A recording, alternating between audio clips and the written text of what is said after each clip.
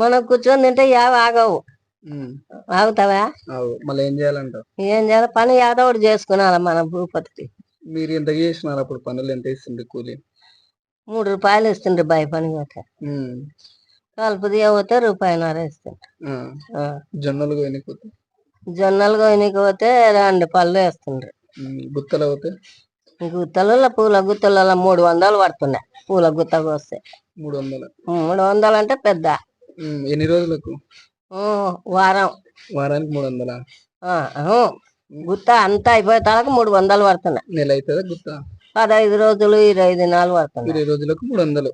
అది పెద్ద గుత్త అంటే. 300 అంటే బలపడింది గుత్త అంటే. ఇప్పుడు దినంలో సంపాదిస్తారు. బాయ్ పని పోతే 3 రూపాయలు అయితే మళ్ళా ఆదివారం వరకే చేసేది. 20 రూపాయలు కూడా రాకున్నాను.